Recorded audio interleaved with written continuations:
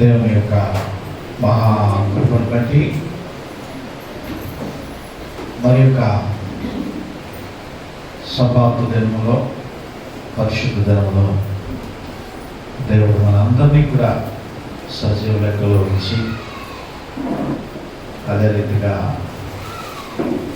ఈ 2021 జనవరి మాసం అంతా కూడా దేవుడు కాచి కాపాడి మనలను ఈ 31వ తేదీన ఆయన మందిరంలో ఆరాధించుకునేటువంటి భాగ్యాన్ని అందరికీ దయచేసినందుకు దేవాది దేవునికి స్తోత్రాలు, వందనాలు తెలియజేస్తూ ఉంటున్నాను.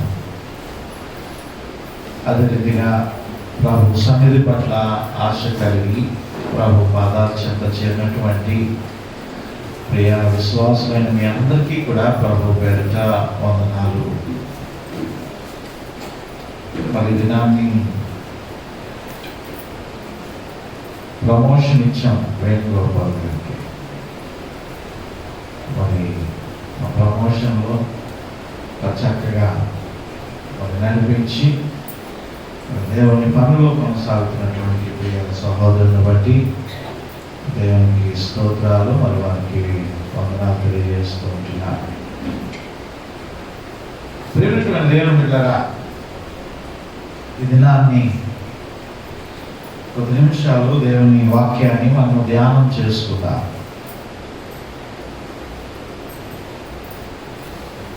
ఈరోజు మనము ధ్యానం చేసుకోవాల్సినటువంటి వాక్యం ఏమిటండి? ఎవరి గురించి జ్ఞాపకం చేసుకోవాలా? హేమాను గురించి మనము జ్ఞాపకం చేసుకోవాలి. గుర్తుందా? ఏమండి, మర్చిపోయారా?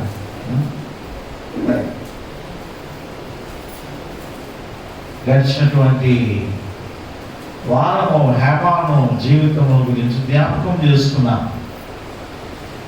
88వ దావీదు కీర్తనని కేంద్రంగా చేసుకుని ఆ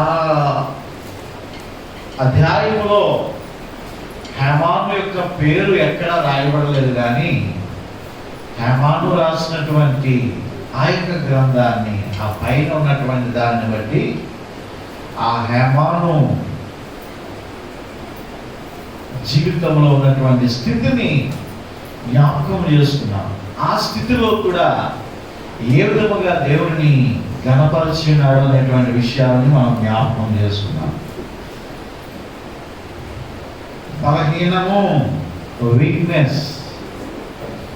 రెండవదిగా అనారోగ్యము, సిక్నెస్. మూడవదిగా ఒంటరితనము, లోన్లీనెస్. నాలుగవదిగా అంధకారము, డార్క్నెస్. ఈ 4 విషయాలు కూడా జ్ఞాపకం చేసుకుని ధ్యానం చేస్తున్నాం. అటువంటి కృంగిన స్థితిలో కూడా దేవుని విడిచిపెట్టలేనటువంటి హేమాను అని మనము ధ్యానం చేశాం. మరికొంత భాగాన్ని మనము జ్ఞాపకం చేసుకుందాం. ఇక హేమాను జీవితంలో నుండి చూడండి, హేమాను మరొక అంశము, హేమాను నమ్మదగినటువంటి వాడు. హేమాను నమ్మదగినటువంటి వాడు. నమ్మకత్వం అనేటువంటిది చాలా మంది చూపిస్తూ ఉంటారు. ఒక యజమాని దగ్గర పనిచేసేటువంటి వారు నెలంతా ఇచ్చేటువంటి జీతానికి, ఆ శాలరీకి కట్టుబడి వారు పనిచేస్తూ ఉంటారు. ఏదో పొరపాటున ఆ యజమానికి రావాల్సినటువంటి డబ్బులు రాకపోవడమో, ఆ సొమ్ముని మీకు ఇవ్వాల్సినటువంటి శాలరీని ఇవ్వకపోవడమో, లేదా ఇవ్వలేనటువంటి పరిస్థితుల్లో ఉంటూ అప్పుల బాధలు అయిపోయి నీకు జీతమో ఇవ్వలేనటువంటి పరిస్థితి ఏర్పడినప్పుడు నీవు అతని దగ్గర పనిచేస్తూ ఉంటున్నప్పుడు ఎంతమంది అతని దగ్గర నమ్మకంగా ఉంటారు? చెప్పండి, ఎంతమంది నమ్మకంగా ఉంటారు? నా జీతం ఇవ్వలేదు, నేను ఎలాంతా పని చేశాను, ఇప్పుడు అప్పులు అంటున్నాడు, అది అంటున్నాడు, ఇది అంటున్నాడు అని చెప్పేసి చాలా మంది అతని మీద అడిగి, అతని మీద సనుక్కొని, అతని మీద కేసులు వేసి, ధర్నాలు చేసి ఏం చేస్తూ ఉంటారు? అతని యొద్ద నుండి వెళ్ళిపోతూ ఉంటారు, అతన్ని చేదరించుకుంటూ ఉంటారు, అతడు సహాయం చేయలేదు అని చెప్పి సనుక్కుంటూ ఉంటారు, గొనుక్కుంటూ ఉంటారు. కానీ ఒకప్పుడు నిన్ను ప్రేమతో చూసినటువంటి దినాలు, అయ్యా నేను దేహి, నాకు ఉద్యోగం లేదు, సద్యోగం లేదు, ఏ విధమైనటువంటి ఆసరా లేదు, తినడానికి తిండి లేదు, నాకు చిన్న పని దయచేయండి అని చెప్పేసి ఆయన చేతులు పట్టుకొని కాళ్ళు పట్టుకొని బ్రతిమలాడినటువంటి దినములలో నీకు ఒక జీవనోపాధి దయచేసి, నీకు ఒక బ్రతుకును దయచేసి, నీకు ఒక పేరును దయచేసినటువంటి ఆయనను ఏం చేస్తూ ఉంటారంటే చాలా మంది మర్చిపోతూ ఉంటారు. ప్రియమైనటువంటి దేవుని బిడ్డలారా, ఆనాడు బెత్లెహేమును విడిచిపెట్టి మోయాబు దేశానికి వెళ్ళిపోయింది ఎవరు? నయోమి. ఆ నయోమి ఆ ఇద్దరు కోడల్ని కూడా ఇద్దరు కూతురులాగా చూసుకుంది.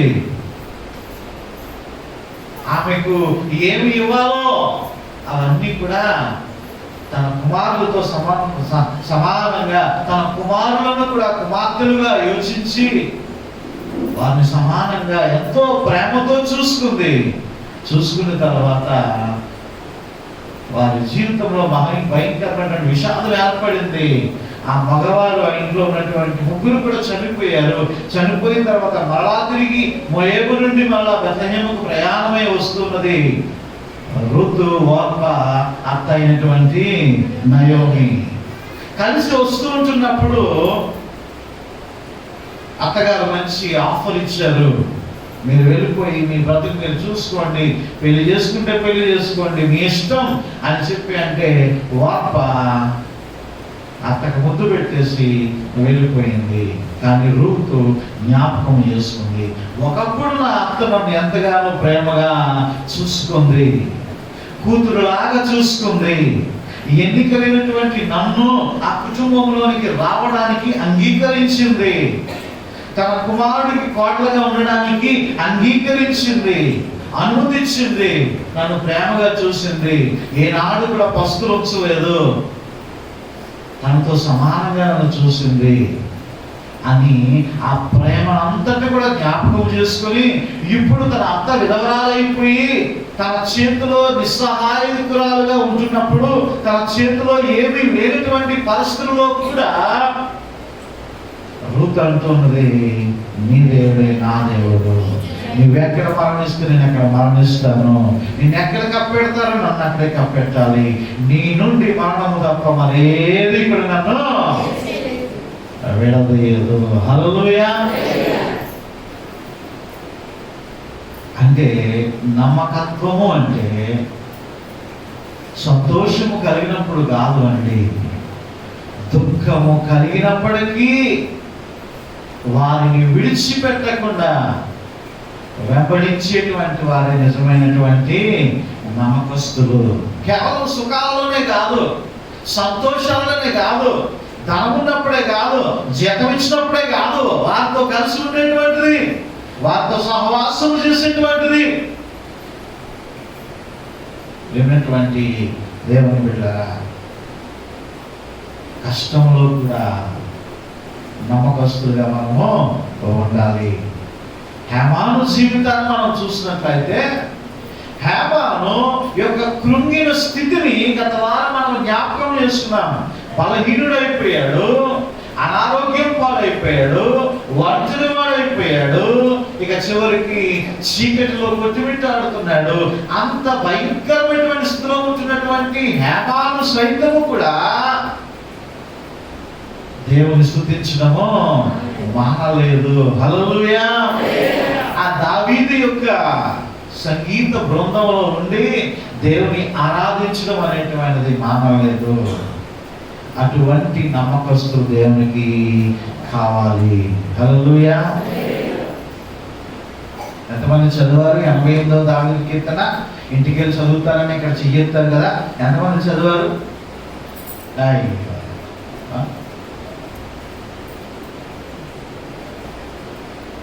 ఎంతమంది బైబిల్ తెచ్చారు ఈరోజు? రైట్, తెచ్చారు. ప్రియమైన దేవుని బిడ్డలారా, 88వ అధ్యాయము మీరు ఇంటికి వెళ్ళి చదవండి. ఎంత దుఃఖంలో మునిగిపోయినటువంటి వాడో, ఎంత వేదనలో మునిగిపోయినటువంటి వాడో హేమాను, ఎంత నిరుత్సాహంతో ఉంటున్నాడో, ఎంత నిస్సహాయుగా ఉంటున్నాడో, అయినను కూడా దేవుని స్తుతించడము మానలేదు. దేవుని విడిచిపెట్టలేదు, దేవుని దూషించలేదు. ఆనాడు యోబు ఎలాగో అయితే దేవుని మీద ఆధారపడి జీవించాడో, దేవుని విడిచిపెట్టలేదు. ఆ దేవుడు అనేటువంటి విశ్వాసాన్ని హేమాను జీవితంలో కూడా మనం చూస్తున్నాము. అటువంటి వారు దేవునికి కావాలండి. అటువంటి వారు దేవునికి కావాలి. నమ్మకమైన దేవుడవైనా నీవే చాలు యేసయ్యా. నమ్మకమైన దేవుడవైనా నీవే చాలు యేసయ్యా. నేనేమయ్యున్నా, ఏ స్థితిలో ఉన్నా, నేనేమయ్యున్నా, ఏ స్థితిలో ఉన్నా, ఇంకేమీ కోరుకోనయ్యా, ఇంకేమీ కోరుకోనయ్యా. నమ్మకమైన దేవుడవైనా నీవే చాలు యేసయ్యా. కష్టకాలమందు గుండె జారిపోయినా, నష్టమే మిగులుచుండినా, కష్టకాలమందు గుండె జారిపోయినా, నష్టమే మిగులుచుండినా, సాయం చేసే నీవు నాకుంటే, సాయం చేసే నీవు నాకుంటే, చాలు యేసయ్యా. నమ్మకమైన దేవుడవైనా నీవే చాలు యేసయ్యా. నమ్మకమైన దేవుడవైనా నీవే చాలు యేసయ్యా. హల్లెలూయా. నమ్మకమైనటువంటి వాడు హేమాను. ఈరోజు నీవు నమ్మకంగా ఉంటున్నావా? ఆయన చేసినటువంటి మేలులను నీవు జ్ఞాపకం చేసుకుని నీకు కష్టం వచ్చినప్పుడు ఆయన విడిచిపెడుతున్నావా? ఆయన మీద చదువుతున్నావా? ఆయన దూరంగా పెడుతున్నావా? పోయిన వారం నేను జ్ఞాపకం చేశాను కదా, ఆయన చేసినటువంటి మేలులన్నిటినీ కూడా ఎక్కడ రాస్తారట? ఇసుకలో రాస్తారట. కష్టాలన్నీ కూడా ఎక్కడ రాస్తారట? పాలరాతి మీద రాస్తారట. ఏమంటే ఎంత కష్టపడ్డానండి అంటారట. మరి ఆయన చేసిన మేలులో ఆ ఇసుక మీద రాసేస్తారట, ఆయన చిరిగిపోతాయి అవి. ప్రియమైనటువంటి దేవుని బిడ్డలారా, హేమాను నమ్మకమైనటువంటి వాడు. నమ్మకమైనటువంటి విశ్వాసులు కావాలి, నమ్మకమైనటువంటి సేవకులు కావాలి, నమ్మకమైనటువంటి సంఘ సభ్యులు కావాలి. ప్రియమైనటువంటి దేవుని బిడ్డలారా, అప్పుడే దేవుని పరిచర్య, దేవుని సేవ ఆశీర్వాదకరంగా ఉంటుంది. మరొక విషయాన్ని మనం జ్ఞాపకం చేసుకున్నట్లయితే, హేమాను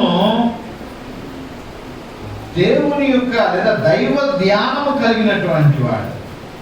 ఈ మాట ఆ వాక్యం ఎక్కడలో కూడా రాయబడలేదు, కానీ పైన మీకు ఇస్తున్నారు కదా, మనకి ఇస్తున్నారు కదా, అక్కడ ఏమని రాశారు? అక్కడ ఎజ్రాహీయుడైన హేమాను రచించిన దైవ ధ్యానము. దైవ ధ్యానము, హేమాను రచించినటువంటి దైవ ధ్యానము. ధ్యాన హృదయము కలిగినటువంటి వాడు హేమాను. ధ్యాన హృదయము కలిగినటువంటి వాడు హేమాను. దీన్ని ఇంగ్లీష్లో డివోషన్ అంటారు, ఇంకా మెడిటేషన్ అని కూడా అంటారు. దైవ ధ్యానము, ఎవరైతే దైవ ధ్యానము చేస్తారో, కాసేపు దేవుని వాక్యాన్ని ధ్యానించి ప్రార్థించి వారి జీవితాలను ప్రారంభిస్తారో, వారి జీవితాలను ముగిస్తారో, వారి జీవితాలు ఆశీర్వాదకరముగా మారిపోతాయి. నమ్మిక దేవునికి స్తోత్రం చెప్పండి. హల్లెలూయా. హల్లెలూయా చెప్పాము. ఎంతమంది చేస్తున్నాం?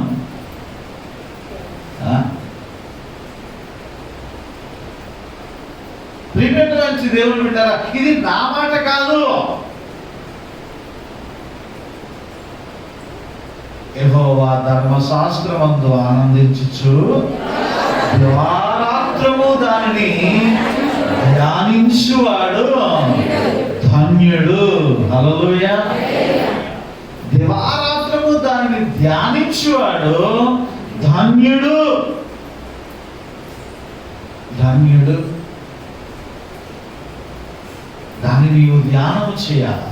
వాక్యాన్ని నీవు ధ్యానం చేయాలి. దేవుని సన్నిధిలో నీవు గడపాలి కాసేపు, కొద్దిసేపు అయినా. అప్పుడు నీవు ధన్యజీవిగా మారిపోతావు. ఎందుకో తెలుసా? దేవుడు నీతో మాట్లాడతాడు. దేవుడు నీకు తన దర్శనాన్ని దయచేస్తాడు. ఏమైనటువంటి దేవుని బిడ్డ, ధ్యాన హృదయం కలిగినటువంటి జీవితం కలిగినటువంటి వాడు హేమాను. ఇస్సాకు ఏమండి? చూడండి ఒకసారి 24వ అధ్యాయము, ఆది కాండము నుండి 24వ అధ్యాయము 63వ సాయంకాలమున ఇస్సాకు పొలములో ధ్యానింప బయలువెళ్ళి చాలా ఇస్సాకు పాట పాడతారు కదా, ఇస్సాకు విత్తనము వేగా దూరం కల ఫలమిచ్చావు అని పాట పాడతాం కదా. ఎందుకు ఫలమిచ్చాడంటే దేవుడు? ఎందుకు సఫలమవుతుంది? అతను చేయనుంది ఎందుకు సఫలమవుతుంది? ధ్యాన హృదయము కలిగినటువంటి వాడు. ఇప్పుడు దాకా చాలా మంది, అయ్యా మేము వాక్యాన్ని ధ్యానం చేయాలంటే మేము చదువుకోలేదండి, 5వ క్లాసులు చదివాము, 6వ క్లాసులు చదివాము అని అంటారు కొంతమంది. నేను సంఘంలో కొంతమంది విశ్వాసం నేను ఎరుగుదును, వాళ్ళు చిన్న క్లాస్ చదువుకున్నా బైబిల్ చదవాలనేటువంటి తాపత్రయంతో మొత్తం మీద ఈరోజు బైబిల్ చక్కగా వాళ్ళు చదువుతున్నారు. అంత మట్టుకి కాదు, సరే చదవలేకపోతా ఉన్నారు, అయ్యా మేము చదవలేము, బైబిల్ మాకు అక్షరాభ్యాసం లేదు అని మీరు అనుకుంటున్నారు. అయితే వాక్యాన్ని వింటున్నావా? వినటానికి కూడా దేవుడి దినాన్ని సహాయం చేశాడు. ప్రతిరోజు రాత్రికాల సమయంలో వాక్యాన్ని ధ్యానం చేసి మీకు అనుదిన జీవాహారం నేను పెడుతున్నాను. మీకు ఎంతమంది దాన్ని వింటున్నారు? ఒక 50 మందే వింటున్నారు. ఏమంటే మార్కులో 15, 20, 30 తొయ్యు పుష్ ప్రతి వాహారం కూడా పుష్ చేస్తూ ఉంటే 50 మంది వింటున్నారు. మిగతా వాళ్ళు ఏమవుతున్నారు? ప్రియమైనటువంటి దేవుని బిడ్డ, కనీసం రాత్రికాల సమయంలో అయినా సరే కుటుంబం ఉదయం ఎలాగా లేదు, రాత్రి అయినా కుటుంబ ప్రార్థన ఎలాగా ఆపేస్తాము అంటే మొబైల్లో మనం ఆపేస్తాము, కనీసం దాన్ని సాయంత్రమైనా మీరు వింటున్నారా? అవకాశం ఉన్నప్పుడైనా. ప్రియమైనటువంటి దేవుని బిడ్డనా, చదవగలిగినటువంటి వారు ఎంతమంది దేవుని వాక్యాన్ని చదువుతూ ఉంటున్నారు? ఎంతమంది వాక్యాన్ని ధ్యానం చేస్తున్నారు? ధ్యానం చేస్తున్నప్పుడు కూర్చొని చదువుకుంటున్నప్పుడు అనేకమైనటువంటి విషయాలు వాటంతట అవే దేవుడు బయలుపరుస్తాడు. నీవు నడవలసినటువంటి మార్గమును ఆయన చూపిస్తాడు. చాలా మంది ఆ వాక్యాన్ని చదవకయే ఆశీర్వాదాలు పోగొట్టుకుంటున్నారు. నా మాటలు కాదు, దివారాత్రము దాన్ని ధ్యానించేవాడు ధన్యుడు. వాడు ఎలా కూర్చుడట? ఆకువాడుగా నీటి వారంలో నాటబడిన వాడే, తన కాలమందు ఫలమిచ్చు ఎవరు? ధ్యాన హృదయము కలిగినటువంటి వారు. అందరికీ కాదండి, అందరికీ కాదు. నువ్వు కేవలం బాప్తిజం తీసుకుని అని నేను రక్షణ పొందేశానండి అన్నంత మాత్రం నీకు ఆశీర్వాదం రాదు. దానికి అభ్యాసం చేయాలి, దానికి సాధన చేయాలి. దేవులో ఇంకా నీవు అంతకంతవరకు నీవు జీవించాలి. ఆయనలో ఉన్నటువంటి సారమంతా కూడా నీలోకి ప్రవేశించాలి. అప్పుడే ఆశీర్వాదం అనేటువంటిది నీవు సొంతము చేసుకోగలవు అనేటువంటి విషయాన్ని జ్ఞాపకం చేసుకోవాలని ప్రభు పేరిట మనం చేసుకుంటున్నాము. మూడో విషయాన్ని జ్ఞాపకం చేసుకుంటున్నాను. ఏమని మొదలు పెడుతుంటున్నాడండి అక్కడ? యెహోవా నాకు రక్షణకర్తవగు దేవా. హల్లెలూయా. ఎక్కడ కూడా తనకిచ్చినటువంటి రక్షణను విడిచిపెట్టలేదు హేమాను. మొదటిలోనే మాట్లాడుతున్నాడు. ఏమంటున్నాడు? యెహోవా నా రక్షణకర్తవగు దేవా. ఈరోజు ఇంత గొప్ప రక్షణ లోకంలో అనేకులకు లేదు. ఈరోజు ఇంత గొప్ప రక్షణ పొందుకున్నటువంటి నీవు, నేను, మనమందరము కూడా ఎంతో ధన్యులము అనేటువంటి విషయాన్ని మనం మర్చిపోకూడదు. ఈ లోకంలో నువ్వేం సంపాదించావు అని అడిగితే, నేను చాలా సంపాదించానండి, పలానా ఇల్లు సంపాదించాను, పలానా బిడలు సంపాదించాను, పలానా సమస్తము సంపాదించాను, ఆస్తిపాస్తులు సంపాదించాను. ఇవన్నీ సంపాదించినప్పటికీ కూడా ఈ అన్ని సంపాదించినటువంటి ధనవంతుడితో దేవుడు అంటున్నటువంటి మాట ఏమన్నాడు? ఓ వెర్రివాడా, ఓ ఈ వెర్రివాడా, ధనము నిన్ను రక్షించలేదు, బలము నిన్ను రక్షించలేదు, నీ పిల్లలు నిన్ను రక్షించలేదు, నీ పుట్టు పూర్వోత్తరాలు నిన్ను రక్షించలేదు, నీ గ్రహబలం నిన్ను రక్షించలేదు, నీ పుణ్యకార్యాలు రక్షించలేదు. ఒకే ఒకటి నీవు ఆరని అగ్నికి వెళ్లకుండా, నరకానికి వెళ్లకుండా కాపాడేటువంటిది ఒకే ఒకటి ఏంటంటే అదే రక్షణ. హల్లెలూయా. ఆ రక్షణ ఎక్కడి నుంచి వస్తుంది?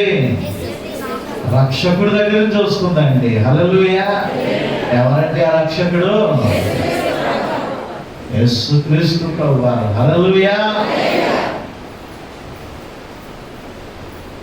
ప్రియమైనటువంటి దేవుని బిడ్డలారా, ఈనాడు మనందరికీ యేసుక్రీస్తు ప్రభువారు రక్షణకర్తగా ఉంటున్నారు.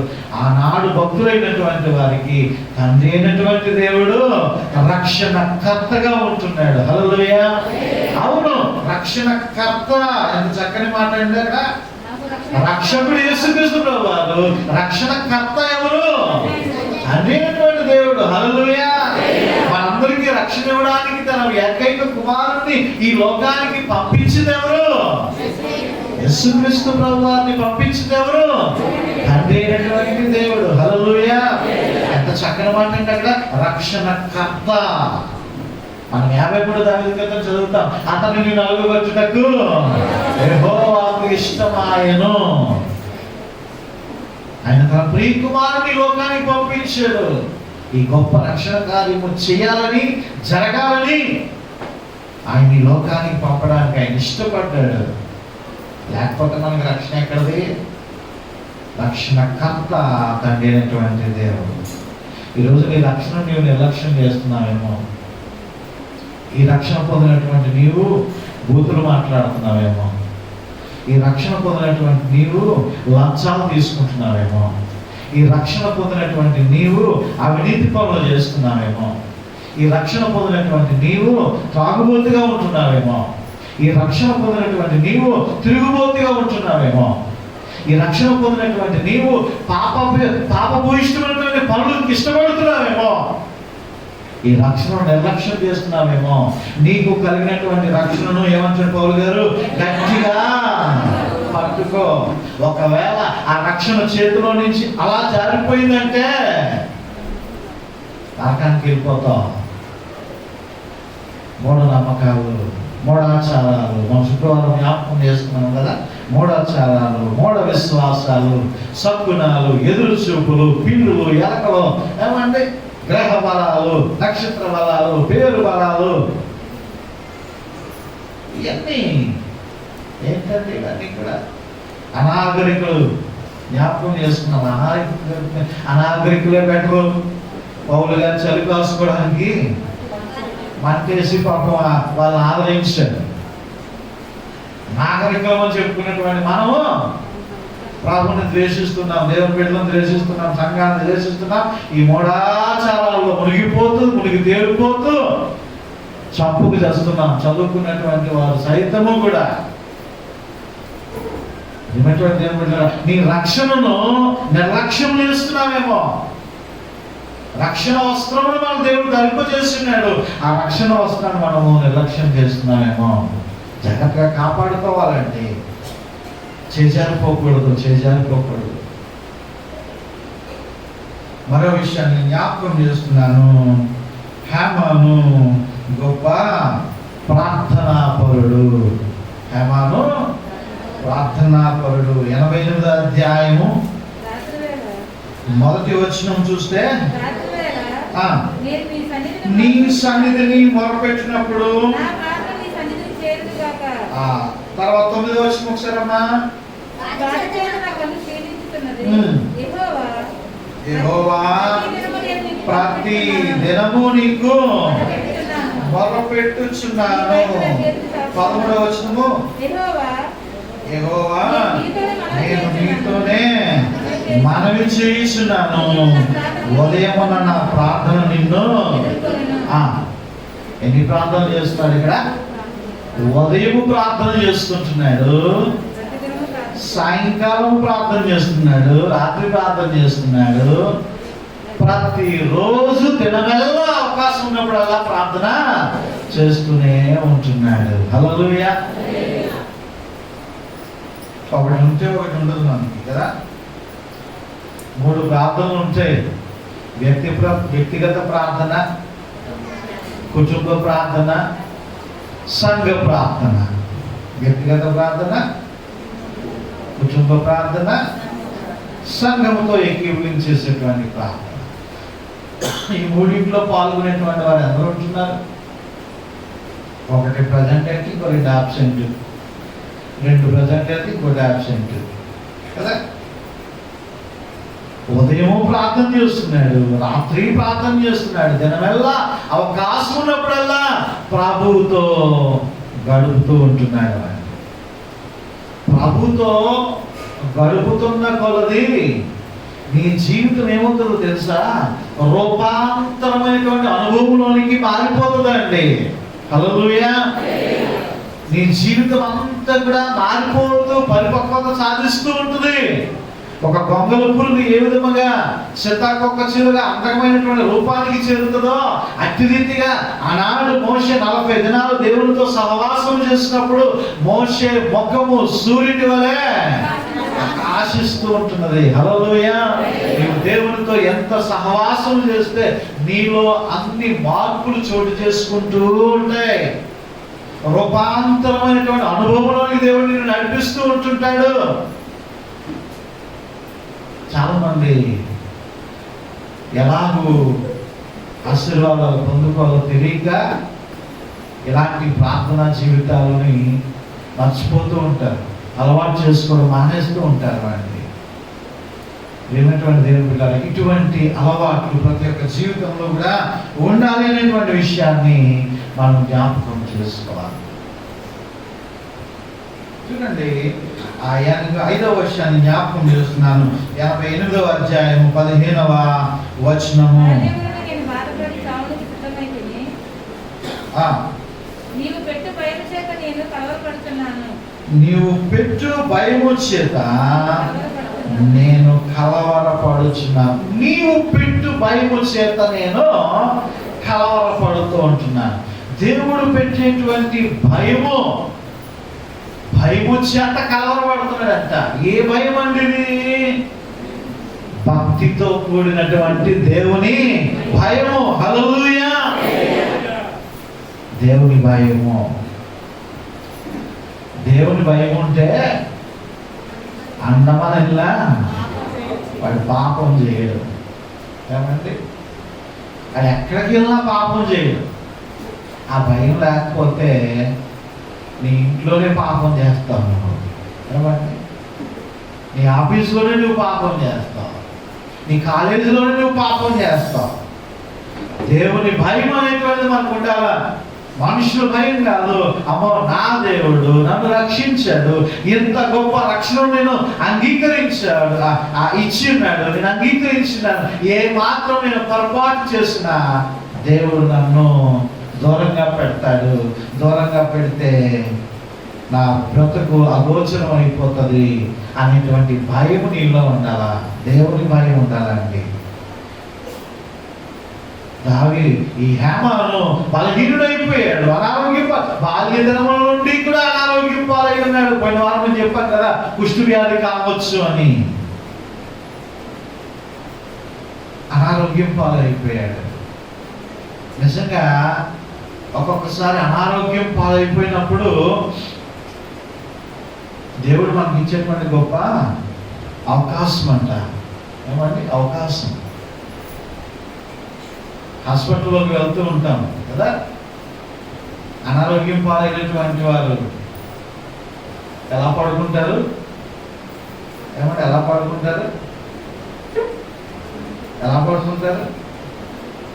బొర కిందకి పట్టి పడుకుంటారా, బొర పైకి ఎత్తి పడుకుంటారా? ఎలా పడుకుంటారు?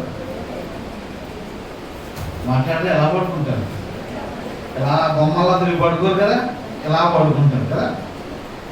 అప్పుడు ఏం కనబడుతుంది? అప్పుడు ఏం కనబడుతుంది? పైన కనబడుతుంది. పైన ఎవరున్నారు? దేవుడు. అప్పుడు చూస్తారట దేవుడిని.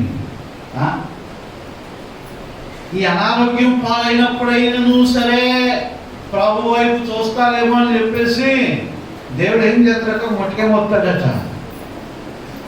అప్పుడైనా సరే నా వైపు తిరుగుతారేమో, అప్పుడైనా సరే నన్ను జ్ఞాపకం చేసుకుంటారేమో అని చెప్పి ఒక మొట్టిగా మొట్టుతాడు.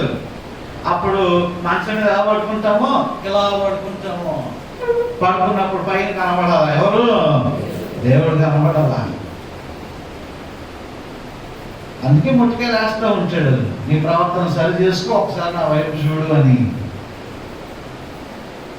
చాలా మంది హాస్పిటల్ అటువంటి వాళ్ళ దగ్గరికి వెళ్ళినా సరే అది పైకే చూస్తూ ఉంటారు, కానీ దేవుడి దగ్గరికి రానివ్వరు.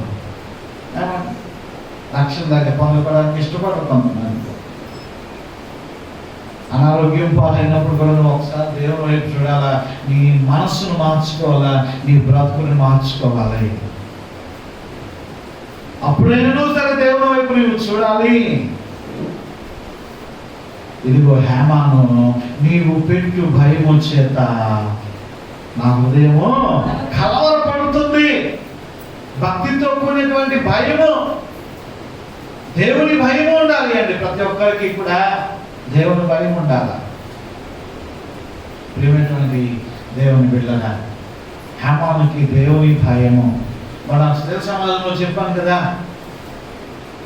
ఏ రకమైనటువంటి భయం. నీకు చక్కని ఉదాహరణ అంటే జగన్మోహన్ రెడ్డి గారు నీకు ఇల్లు పట్టా ఇచ్చారనుకోండి, ఏమంటే ఇల్లు పట్టా వచ్చింది అనుకోండి, ఆ ఇల్లు పట్టా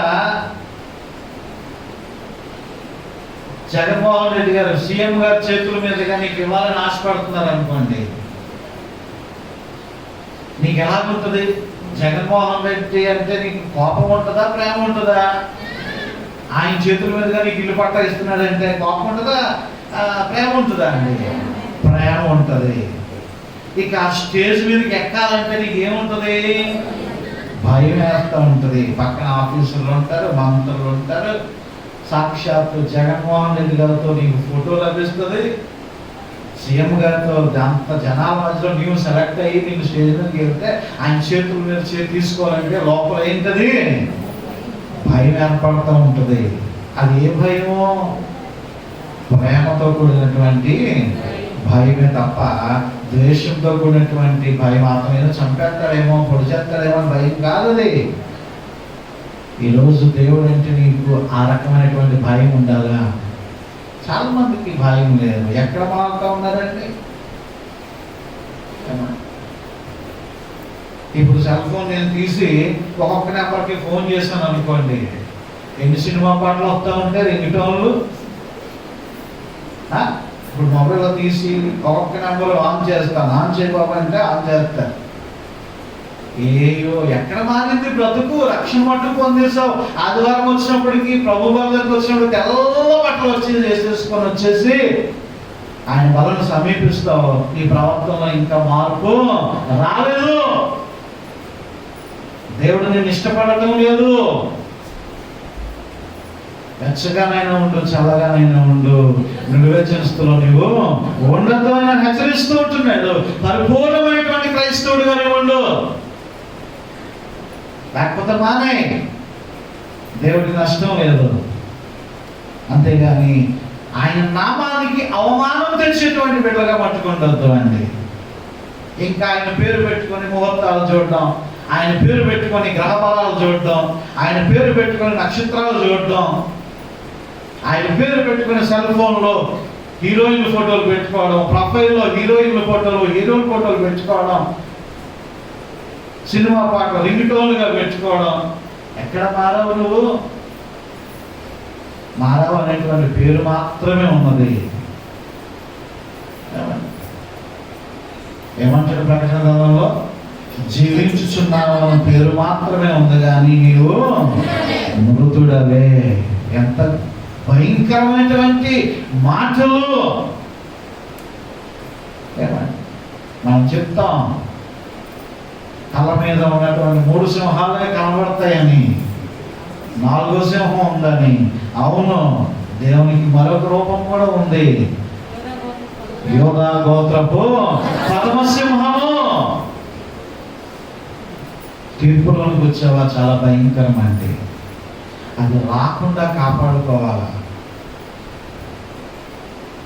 జరిగిపోతుందిలే, ఇలాగే వెళ్ళిపోతుందిలే, ఇలాగే ఉంటుందిలే, మామూలులే, ఒక్కసారిగా చేశాను, తాగానులే, మళ్ళా మామూలే, ఏం చేస్తాడు, ఏం చూస్తాడు అని అనుకుంటే మోసపోగుడి. దేవుడు వెక్కిరించబడడు. నువ్వు ఏమి విత్తుతావో ఆ పంటనే కోస్తావు. నువ్వు పరిపూర్ణమైనటువంటి క్రైస్తవుడిగా ఉండాలని దేవుడు ఇష్టపడుతున్నాడు.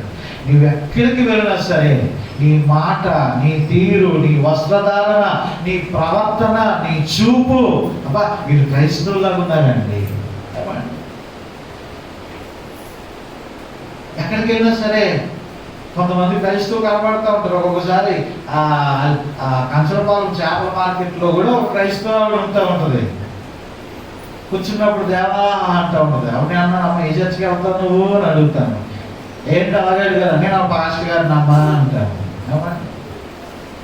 మన మా అమ్మగారిని పెన్షన్ ఆఫీస్కి తీసుకెళ్ళాను. అక్కడ ఒక ఆవిడ హల్లెలూయా అంటుంది. ఏ చర్చికి వెళ్తావమ్మా అన్నాను. నేను ఒక చిన్న పాస్టర్ గారిని అమ్మా.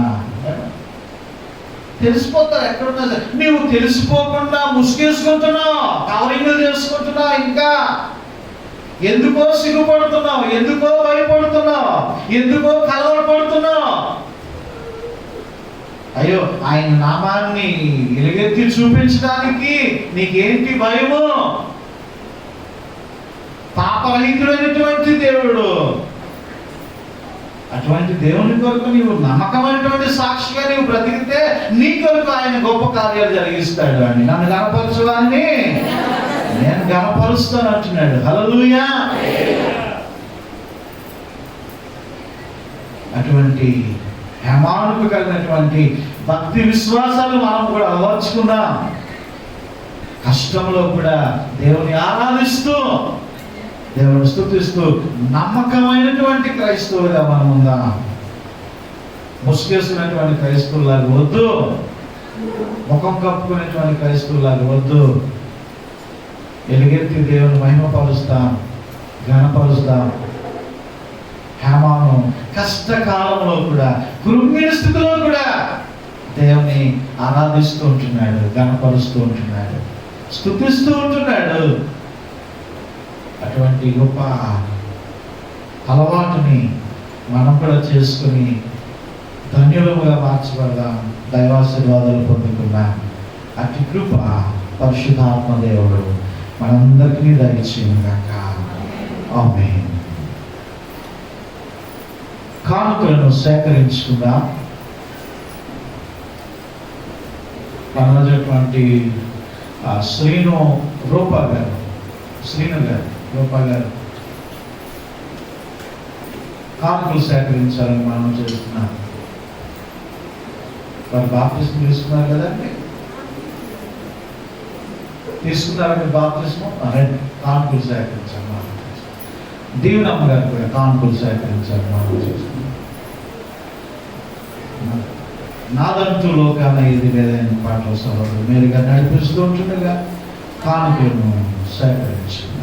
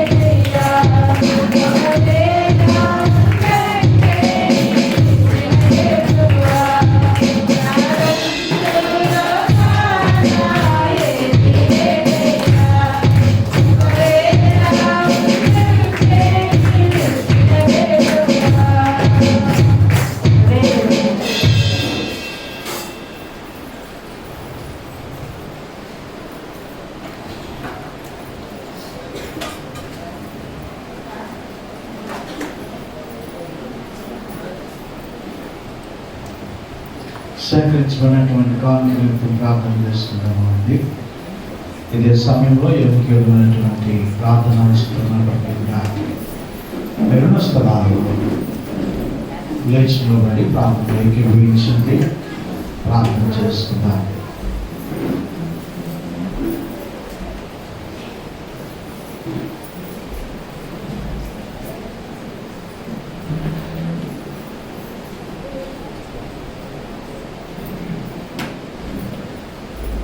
ప్రార్థన చేసుకుందాం. బలహీనంగా ఉన్నటువంటి బిడ్డలను జ్ఞాపకం చేసుకుందాం.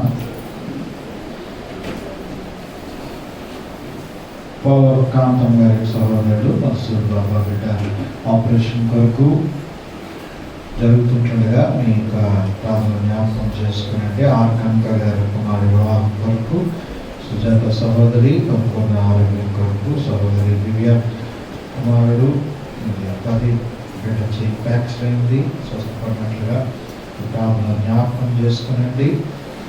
జ్ఞాపకమైనటువంటి రక్షణ కొరకు మీరు ప్రార్థన జ్ఞాపకం చేసుకునండి. ఇంకా అనేక మంది బిడ్డలు బలహీనంగా ఉంటున్నారు, వారందరినీ కూడా జ్ఞాపకం చేసుకోవాలని ప్రభు ప్రయత్నం చేస్తూ ఉంటున్నాను. ప్రార్థన చేసుకుందాం.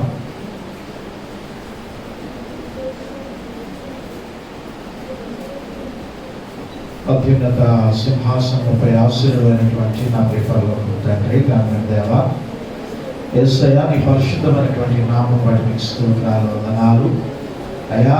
ఇంతవరకు హేమాను జీవితాన్ని మా ముందు పెట్టి ఉన్నాం. అవును తండ్రి, బలహీనముగా ఉంటున్నా, అనారోగ్యముతో ఉంటున్నా, ఒంటరితనంలో ఉంటున్నా, అంధకారంలో ఉంటున్నా, ఆయన నమ్మకమైనటువంటి వాడిగా, దైవ ధ్యానము హృదయము కలిగినటువంటి వాడిగా, ప్రార్థనా పరుడుగా తండ్రి నాయన, ఇదిగో తండ్రి నిన్ను గణపరిచేటువంటి బిడగా తండ్రి నాయన, నాయన హేమాను జీవితము మా అందరికీ ఒక మాదిరి తండ్రి నాయన. అవును ప్రభా, మాకు ఇచ్చినటువంటి రక్షణను ప్రభా మేము మా లోపల జరుగుతున్నటువంటి క్రియల ద్వారా తండ్రి, శరీరాశుల ద్వారా, నేత్రాశుల ద్వారా, జీవపు డబ్బము ద్వారా వాటిని మేము పోగొట్టుకుంటున్నామేమో అయ్యా. ప్రార్థిస్తూ ఉంటున్నాను, సహాయం దయచేయండి, కృప చూపించండి. నీ గొప్ప నడిపింపుతో మమ్మల్ని నడిపించే మమ్మల్ని సరిచేయండి. శుద్ధి వంటిది నీ వాక్యము తండ్రి, సబ్బు వంటిది నీ వాక్యము తండ్రి, చీపురు వంటిది నీ వాక్యము. దాంతో ప్రభా మాలో ఉన్నటువంటి చెడును, మలినమును, కలంకమును ప్రభా తుడిచివేసి తండ్రి ధ్యానము కలిగినటువంటి హృదయాన్ని దయచేయండి. ఆయన ప్రార్థనాపరుడుగా మేము చూస్తుంటున్నాం, అటువంటి ప్రార్థనాపరుడుగా మేము ఉండుటకు సహాయం దయచేయండి అయ్యా, సహాయం దయచేయండి. యేసయ్యా, మేము ప్రార్థనాపరులమైనప్పుడు తండ్రి నాయన తండ్రి, ఇదిగో తండ్రి ఆనాడు పౌలు గారు తండ్రి నాయన, ఇదిగో మేము శుక్రవారం జ్ఞాపకం చేసుకున్నట్టుగా నాయన ఆ యొక్క అగ్నిలో సర్పాన్ని జాడించినట్టుగా మేము జాడించేయగలము తండ్రి నాయన. యేసయ్యా, మీకు స్తుతులు, వందనాలు. ఈ మహాకృప కనికరము చేత అందరూ కూడా నింపండి అయ్యా, నీకు వందనాలు. ఇదిగోనైనా బలహీనులైనటువంటి బిడ్డల యొక్క పేర్లు మేము చదివినాం తండ్రి. బిడ్డలు మీరు బలపరచండి, ఆరోగ్యం ఇవ్వండి, క్షేమం ఇవ్వండి. అదిగో ఆపరేషన్ ఎవరికైతే జరుగుతుంటున్నదో ఆ బిడ్డకు మీరు తోడై ఉండి ఆయన మీ హస్తము తండ్రి డాక్టర్లలో ఉంచి ఆయన ఆ బిడ్డ శక్తి పొంది, బలం పొంది, స్వస్థత పొంది నీ మందిరానికి వచ్చి సాక్షిగా నిలబడడం సహాయం దయచేయండి అయ్యా, నీకు వందనాలు. ఇదిగో తండ్రి రాహేలమ్మ గారిని జ్ఞాపకం చేసుకుంటున్నాను. ఆయన పడక మీద లేవలేనటువంటి స్థితిలో బిడ్డ ఉంటుండగా బిడ్డ మీరు దర్శించండి, బిడ్డ మీరు ముట్టండి, స్వస్థపరచండి నాయన. యేసయ్యా, నీకు వందనాలు. ఇదిగోనైనా సూర్యుడమ్మకు తండ్రి నాయన మరలా డయాలసిస్ జరగకుండా మీరు కాపాడినందుకు నీకు వందనాలు. పరిపూర్ణ స్వస్థత మీరు దయచేయండి, మీ కృపాక్షేమతోడుగా ఉంచండి నాయన. యేసయ్యా నీకు వందనాలు స్తోత్రాలు తండ్రి. ఇంకను తండ్రి నాయన ఈ వారంలో తండ్రి నాయన మా ప్రియుల యొక్క వివాహ కార్యములు జరగనై ఉంటున్నాయి నాయన. సహాయము దయచేయండి. బిడ్డలకు మీరు తోడుగా ఉండండి. మీరు ముందుండి నడిపించండి. కార్యము సఫలమవడానికి సహాయం దయచేయండి. ప్రతి విధమైనటువంటి సాతాను దుష్ట సంబంధ అంధకార వీరులను నజరేయుడైన యేసు నామములో లయపరుస్తున్నాయన. నీ నామమై మాత్రమే ప్రతి కార్యము జరగడానికి సహాయము దయచేయండి అయ్యా. యేసయ్యా నీకు వందనాలు స్తోత్రాలు. తండ్రి ప్రభా లేచిన పడినటువంటి బిడ్డలను జ్ఞాపకం చేసుకుంటున్నాను.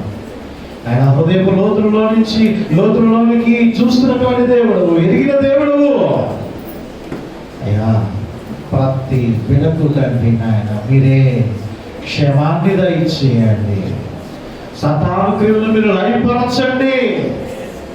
సంపూర్ణ క్షేమములను మీరు దయచేయండి ఆయన. సమృద్ధిని దయచేయండి అయ్యా. మా కన్నీటిని ఎవరు తొలగగలరు?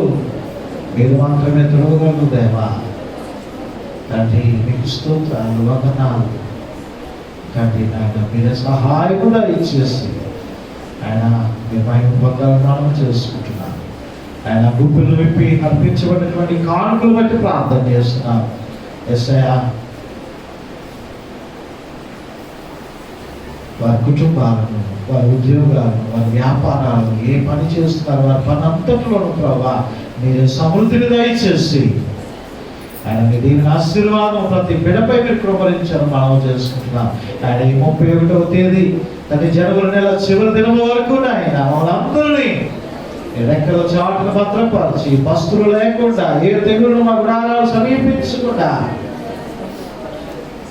మీ ఆశీర్వాదం క్షేమము దయచేసినందుకు మీకు స్తోత్రాలు వందనాలు తెలియజేసుకుంటూ అయ్యా మహిమ ఘనత ప్రభావం మీ నామానికి ఆరోపించుకుంటూ అయ్యా ఈ పరిచయంలో సహకరించినటువంటి ప్రియబిడ్డల వారి కుటుంబాలను మీరు దీవించి ఆశీర్వదించాలని ఘనత మహిమ ప్రభావం మీ నామానికి ఆరోపించుకుంటూ యేసయ్య పరిశుద్ధమైనటువంటి నామమును బట్టి ఈ ప్రార్థన అడుగుతూ ఉంటున్నాము తండ్రి. ఆమేన్. సంఘ ప్రకటనలు చేయబడింది.